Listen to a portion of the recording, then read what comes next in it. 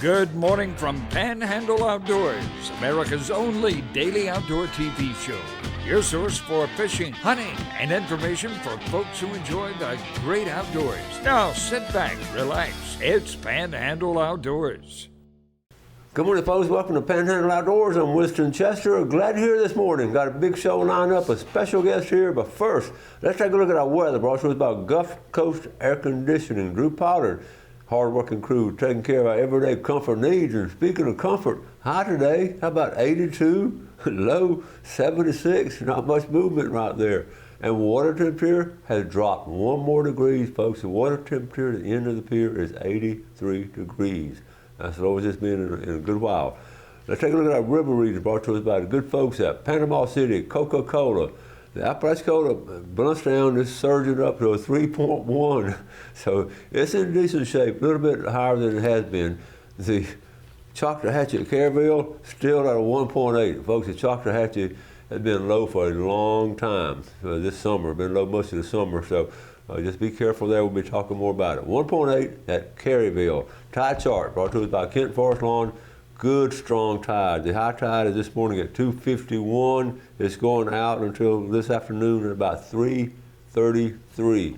And the wind, again, coming out of the east, although the storm is over there to the west. It's coming around. Our wind has been coming out of the east now for like 3 complete weeks in a row. At about 10 to 15. All right, let's take a break. We'll be right back. Okay, welcome back and welcome to Public Information Officer Chris Bowley of the FWC. Welcome back. Thank you. Thank you for having me. Always good to have you. Chris has really got acclimated here to the Panhandle, and folks are already recognizing him from TV show and good stuff. Absolutely. Yeah. Happy to meet everyone that always comes and says hello to me. And, if you ever see me out there, always feel free to stop me, ask questions, say hello, complain about something, it's what I'm here for. If we're talking about sharks, complain to them, they'll go out there and get all of them. I'm not sure about that. Okay, we got a lot of stuff to go over. He's got pages of stuff. Oh, yeah. So I'm going to let you get started, Chris. All right, well, first, I hope everyone had a good Labor Day. Since the last time I was here, that holiday has come and passed, and with that came the opening of Red Snapper again. So that's really exciting. We're in our fall Red Snapper season. Just to remind you all the dates, it's going to be the weekends all the way to Thanksgiving. So it's going to be from Friday, Saturday, Sunday. But check those dates because there is going to be Veterans Day, so that's an extra day that Monday, as well as Thanksgiving. But make sure you look because it's Thanksgiving through the Saturday after Thanksgiving. You don't get that following Sunday. Okay. And I know when we talk about some of the cases of the month later, you'll see we got a story of Red Snapper on a day that was not on one of those dates. So just make sure that you check those dates and get out there on these weekends and get you some Red Snapper. Okay. Again with dates, Gag Grouper is open. It's going to be open through the 15th. So only 4 more days or so. So make sure you check those, and again, I mentioned it last time, but Gag and Black can look really similar, so if you're catching those, just make sure that you're doing everything you can to make sure that you're seeing the difference between Gag and Black Grouper. And Red Grouper is still closed. Again, you might see some of those later in the show. We may have some photographs, but those kind of are all the Snapper and Grouper to talk about. So with those dates out of the way, let's talk about some more dates coming up. We got early duck season coming. Yay. Yep, everyone's excited. I know I'm excited. Listen, you just started duck hunting not too long ago. I did, yeah. I didn't do it growing up, and I started last year. Really loved it. I mean, shooting a lot of air, but I'll get there. But we do have duck and dove coming later this month. So September 21st through the 25th is going to be the early duck season. Now that's just teal and wood duck. Okay. So it's only going to be those two, and make sure that out of your daily bag limit, you have no more than 2 wood ducks in that. And then the September 26th through the 29th is going to be teal only. So if you guys need to be reminded of that or want to look up anything, myfwc.com in the migratory bird section, it's going to have all those dates and the different species and all that kind of stuff. Okay. And dove open September 28th. So those are going to be your dates to get out there and do some early duck hunting. Now, with duck, if it may be your first time duck hunting or if you need a reminder, duck is probably one of the most regulated things we have as far as all the different rules and regulations. One of the issues we see the most with people that get tripped up on is the shooting hours. So shooting hours is going to be a half hour before sunrise, but stops at sunset. And a lot of people get confused and they think it's 30 minutes before, 30 minutes after, but it's not. It stops at sunset. every year we see lots of people, we catch a lot of people shooting after hours, and want to make sure that that gets eliminated and that y'all all know that so you don't get tripped up and get a visit from us. Also too, if it's your first time duck hunting, make sure that your shotgun is plugged. Can't hold more than 3 shells. That's something that we check. And also with that, with the shots, make sure that they're non-toxic, non-lead. A lot of times when you go buy ammunition, it'll say, duck or bird shot, whatever the case may be, non-toxic. Make sure that it's non-toxic. We don't want to send a bunch of toxins and lead out into the water. If you're anything like me where you are shooting a bunch of air, you'll probably be sending those pellets flying. So make sure it's non-toxic. I understand. Steel shot. Yeah, it's good. Exactly. And with licensing, ducks are going to be the most licensed type of hunting you can do. So for us, you're going to need make sure you have your hunting license with the state of Florida. Make sure that you have your migratory bird permit with FWC. Make sure you have your waterfowl permit with FWC. And the big thing is make sure you have your federal duck stamp. Federal duck stamp. And it's actually, for those of you who haven't seen it, it actually is a stamp like you'd see on an envelope or something. But make sure you have that duck stamp and make sure that you sign it. If you don't sign it, you're in violation. The reason you have to sign it is to make sure that I buy one, go hunting, and then pass it off to you and you go hunting. So we're going to verify to make sure that it's your name on it and the same name on the hunting license. So those are going to be the biggest types of violations we see with duck hunting, as well as you can't hunt them over bait. So you can't bait ducks or anything like that. With those dates, just make sure that if you are going to be hunting in any management area, you check the management area and see that it has those dates open as well. Some management areas all over the state have different dates, different closed and open seasons, and then also make sure that you have that management permit as well on your license. So it's a lot of information. It can be kind of overwhelming, but again, myfwc.com will have all those regulations, and the Hunt Fish Florida app on your phone. You can purchase all the licenses on that app as well. That's a good point about signing that stamp, because a lot of people really don't think about it, but you do have to sign it. I know that. Yep, you have to sign it and you have to have it on you. I've seen people, keep it in their wallet. It might get faded. I've seen people stick it on the back of their phone, which isn't a bad idea.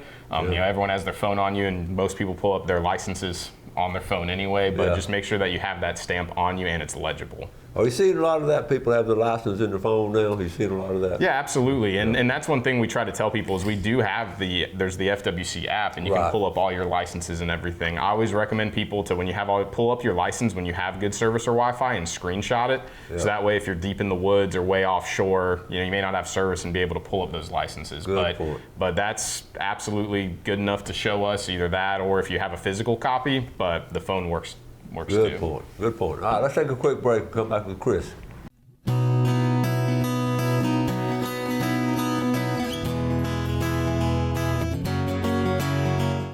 Okay, welcome back. Here with Officer Chris Bowler with FWC. He has a ton of information. We've got some great cases of the month coming up. Before we get to that, we talked about the lack of rain and the river being low. You guys and girls have seen some of this, right? We have, and so with the rivers being low, I know it kind of sounds like a broken record every time I'm on here. I talk about safety on the water, but I'll probably never stop talking about it. So earlier you mentioned the Talkahachie River's low, and then we were also talking about the Chipola River being low too. With these rivers being low, one thing that you really have to keep in mind is the hidden things under the water, like stumps, logs, any of that sort of stuff is now going to be higher up than it usually is. And and last week we had 2 boating accidents that specifically were caused because of stumps that were hit that usually would be deeper. And so you always want to keep that in mind, especially with the water levels. I mean, it's not those rivers, it's not like the Florida Keys where you can see the bottom, it's dark water. So that's one thing that we really wanted to get out there and get to all y'all is just really keep that in mind when you're going out. There might be some paths that you might be used to taking that now with the lower water might not be as safe as they usually are. So make sure you're keeping that in mind. I always tell people, you always want to go as fast as you're willing to hit something, right? That's a good point. So if you're unsure about an area, I'd rather show up to the boat ramp 20 minutes late than on a stretcher. So we always wanted to make sure that we're getting all that safety out there because it can happen quick. I mean, I know even when I'm running around Deer Point, I mean, I'm trying to be wary of stumps and different things. And if I'm unsure of what's around me, slow down. Take that extra time to stop, look where you are, really, maneuver slowly, see what's in front of you, see if you can see some sort of obstruction, and then do your best to avoid it. Because we want to avoid any sort of accidents, engines popping up and, hitting somebody, something like that. And that's what's happened. So we want to make sure that we avoid all that. So please, if you're going out on the river, just be mindful of that and be safe. We had 2 accidents last week. We did. Wow. Specifically because of the low water. Yeah. Wow. And then going along with that, one thing that we really wanted to talk about, not sure if all y'all know about this, but so this sticker is a lost, if found contact sticker. And so if you're going to be out there on these rivers, if you say you're kayaking, paddleboarding, or even in the ocean too, these stickers are a free sticker from us. If you see any of us flag us down, any of these outreach events I go to or any of these festivals I'm at, I always keep some with me. If you have a kayak or a canoe or a paddleboard or anything like that, please take one of these stickers from me. What it is you can put your name and up to 2 phone numbers on it. Now, you want this for a couple reasons. First reason being, if your kayak or canoe or paddleboard gets lost, say it gets washed away, the wind blows it away, or say you're out there and you fall in and it drifts away, but you can get home safely, we want to be able to get it back to you. If you lose something, we obviously want it to be found. The second reason, which is probably one of the biggest ones, is we know who we're looking for if an emergency happens. A lot of times we get calls where there's a kayak free floating. Well, as first responders, us in Coast Guard, what do you think our first thought is going to be? Something's wrong. Yep. Something, someone might be missing. Maybe did someone fall in? Is there someone in the water somewhere? And half the time we don't know who we're looking for because kayaks, if you don't have an engine on it, it doesn't have to be registered. Yeah. A lot of times with these vessels, with registrations, we can find out who it is. We can find their address. We can go, do a welfare check at their house, see if it's okay, see if there is an emergency. But with these kayaks and paddleboards out there free floating, we just don't know. Mm-hmm. So until we can know for a fact that no one is in danger, we're going to assume that someone is, and we're going to send all these resources out looking. So if you have a kayak or anything like that, please put one of these on there, because then we can start making phone calls. We can start going by addresses and trying to figure out what's going on. And where can they get them from? So you can get these at any of the FWC offices, as well as a lot of officers will keep them on them. So if you see any of us, flag us down, and we can get a sticker for you. And like I said, if you see me or if I'm at any of these events and you walk up and say hello and you want one of these, please ask for it, because I keep a ton on me. Speaking of events, you're going to be at an event this weekend or next weekend? I will. This Saturday up in Esto, there's the Two-Toed Tom Festival, celebrating that legendary alligator that was up there. So I'll be out at that event. So please, if you're coming to the event, stop in. I'll have some swag to hand out to you, but also any information you need, pamphlets, anything like that. And if you have any questions, I'm obviously and all my viewers up there at Esto, y'all didn't let me know about this, and I already made other plans. I would have gone up there. That Two-Toed Tom, that's legendary. So y'all have a great time, and I know you'll enjoy it. Oh yeah, it's going to be a lot of fun. And yeah, if you do get one of these from me, make sure that you use a waterproof marker that it won't go away. Yeah. And if your kayak does have any sort of hatches or on the inside where you sit, put it there, because these can fade in the sun, especially during the winter months when your kayak's just going to be sitting on land getting beat down by the sun. Make sure you put it somewhere where it's not going to get faded, and also use a waterproof marker so it doesn't get washed away. Good point. And now, if you remember Hurricane Michael, a lot of kayaks and canoes and all sort of got washed away from their home, and I almost lost one of mine, but that's very important. After a hurricane, you can find the owner real quick. Mm-hmm. We want to get the property back to you, but we also want to make sure, if there is an emergency, we know who we're looking for. We can get a description of you, and also start making phone calls and see if there is an emergency or if there's not. We want to be able to give the appropriate response that is necessary. Good idea. Good idea. Okay, so they can pick them up anywhere from y'all. Okay. Yep. If you see me, flag me down. I'll be happy to give you one. And two, with kayaks, we just talked about duck hunting. If you are going to be duck hunting from any sort of kayak or a canoe or anything like that, just be safe. I know it's exciting when some ducks fly over. You want to stand up and shoot, but it's not the most stable platform. So please just make sure you're being safe with that as well, and get yourself one of these stickers. That is a good point. Okay, that wraps up the safety part there. Yep. We got all of that covered. And I know you talk about it a lot, but it's so important. We have accidents on a regular basis on the water, and a lot of them could be prevented. They can. A lot of accidents can be prevented. Please make sure, obviously, all the safety gear, things that I've talked about a lot. But if you are going to be somewhere that doesn't have good service, pick yourself up a VHF radio on your vessel, and then be able to contact Channel 16 with us or the Coast Guard. And people out on the water, when I've been out there on patrol and have heard emergencies, everyone on the water wants to help. So even if we can't get to you quickly, if you hail something over Channel 16, other boats are going to come helping as well. So, I was out there last weekend and someone's dog fell in the water, and you probably had the whole entire bay out there looking because anyone that had that radio wanted to help and respond. So It's not even just for us, but while you're out there, have that on Channel 16, not only to help yourself, but also if you hear something out there, help be neighborly, help your neighbors out there because sometimes they can get there quicker than we can. Good point, good point. Let's take our final break. We'll come back with the cases of the month. We'll be right back.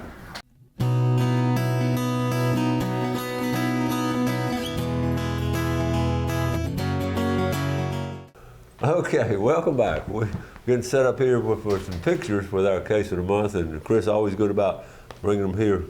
But before we get to them, let's look at fishing game times today, brought to us by Blue Water Outriggers in Port St. Joe. Our time, 5:43 to 7:43 this evening, 5:11 to, 6:11 to 8:11, okay?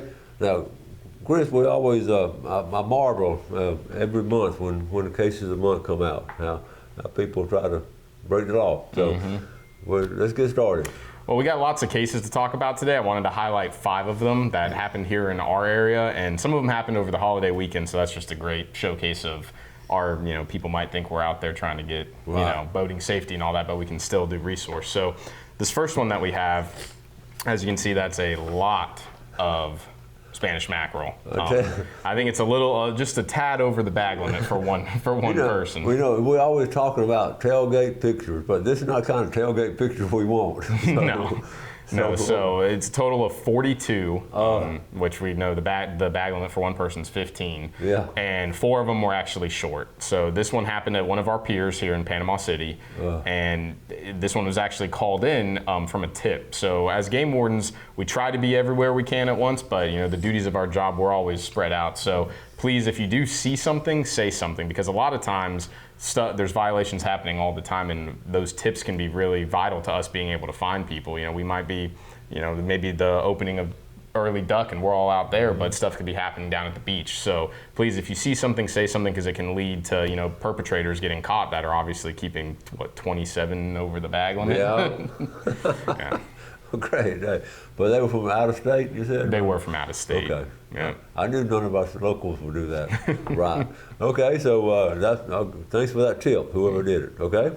All right. What about this one? So the next one we got. So as you can see here, we got a couple short triggers, but we also got 4 short and out-of-season red grouper. So earlier I talked about red being closed and said you might see something later. Well, this here you go right here. So obviously you want to make sure you're measuring your fish, like trigger fish, but also grouper. Please ensure that what you're keeping is in season, and make sure that it's not only in season but also the correct size. So that's pretty egregious right there. Okay. Over the bag as well. Good deal. Okay, this next one. So these are all different cases, right? These are all different cases. Okay. So this next case, as you can see, it looks like some fillets, right? And I think there was there may have been some amberjack, maybe some trigger. I'm not too sure. You had all kinds of stuff in there. But one time when I was on here, I talked about fillets and how you cannot fillet your fish. They have to be landed in whole condition. So that's a pretty bad violation, as you can see there. I know it's, it might be, tantalizing to want to go ahead and clean them while you're out there and dirty and sweaty and wet already, but you cannot do it. It is a violation. They do have to be landed in whole condition. So that was a great case made right there. And that's a reason for that. That's a reason because you don't know how many they caught. We don't know how many they caught. We may not know the species. Yeah. So. Okay. All right. There's another case. Yeah. All right. So this other case, as you can see, it's some more Spanish mackerel, and these were all short. So as we know, they have to be 12 inches to the fork, and the one that's on that stick right there is the largest one, and you can clearly see that it's below the required 12 inches. And then again, this was on the pier. So, on these piers, I know the Spanish are running, people are out there, a lot of good people are out there keeping legal ones, but a lot of people are keeping short ones as well. And also ensure, around this time of year, we're getting a lot of juvenile kingfish, which can look a lot like Spanish. So make sure you're looking at that lateral line and make sure that, if you pull it up and you're unsure what it is, pull out your phone, check fish rules, check myfwc.com, or even just Google images, and you'll see, the differences between them, because a lot of people get hammed up with that as well. Good idea. Good idea. Okay, one last one. Whoa. All right, so as you can see, we got couple of violations here. First being all those fillets, just like the last one, they have to be landing whole condition, and those were snapper. And then also, that's a short red snapper. Now, earlier I mentioned how you need to make sure you're checking the dates on those red snapper. Well, this one was the day before red snapper opened up again. And so that's why you need to make sure you're checking those dates, because you get caught up like this individual and then you're, doing something illegal, catching fish when they're not open. So please ensure that you're checking those dates for red snapper and make sure that you are landing them in whole condition and not filleting them. We've been seeing a lot of it, and again, I just want to highlight these officers. This was Officer Brady that made that case, and on a holiday weekend, there's lots of boat traffic out there, a high influx of boats. You got a higher chance of boating accidents, boating under the influence, safety violations, but also people out there fishing. So I just want to highlight them and make sure, to really showcase the fact that while we're out there with a focus on boating safety with a ton of boats out there, we can still make resource cases. And anyone out there that thinks that they can violate the law while we might be busy with a holiday weekend, just know that we will still check fishing boats. We're checking every boat, and we will find violations if you violate. Awesome. That's great, because y'all check them when they come in, you check them on the water, of all kind of places you check them. Yeah, I mean, we'll if we see a boat, we'll check it. It doesn't matter, And we don't just hang out at choke points all day or just hang out at the marina checking them when we're coming in. We'll go way offshore, we'll be inshore, we'll be in the bay, we'll be everywhere. Real quick, jump back to that dog falling in the water, Deepwater Point, the last segment. Where did they find that dog? I think they found it about almost a mile offshore. Is that amazing? The tide was going out. So that's something to keep in mind, though. Okay, I got to start wrapping things up. Those are some good cases. So what advice can you give people? So some other things we've been seeing in the area, in the bay, we've been seeing big redfish, so make sure that if you are catching any reds, they're staying inside that slot size. And also, I know everyone's getting out there and getting some blue crabs right now. Well, a lot of them are egg bearing, so make sure that if you are catching any blue crabs, check them, make sure that they are not egg bearing, because you cannot harvest them if they are egg bearing. We want to make sure that the crab population is out there and can keep going. Good deal. If you're going to be out there snapper fishing or catching some gag, make sure you have a descending device on board. Okay, we'll talk about that next time. We'll run out of time, Chris, like we always do. Thank you, buddy. Thank you, sir. All right. Y'all do something good for someone else today. Have a great day. Enjoy the outdoors. Take care of it, and God bless. Thanks for watching America's only daily outdoor TV show, Panhandle Outdoors with Winston Chester, featuring hunting, fishing, and other activities and information to help you enjoy the great outdoors. Join us next time for Panhandle Outdoors.